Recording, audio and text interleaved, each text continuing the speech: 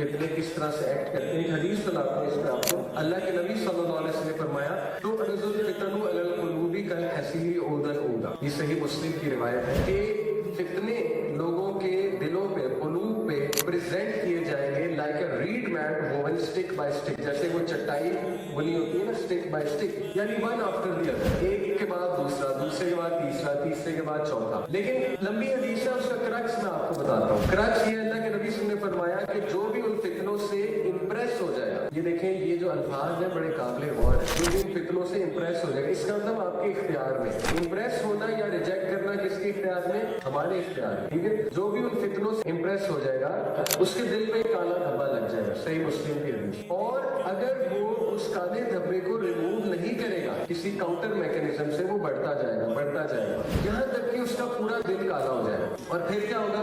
ला यारिफु मारूफन वला युनकिरु मुनकरन इल्ला मा उशरिबा मिन हवा।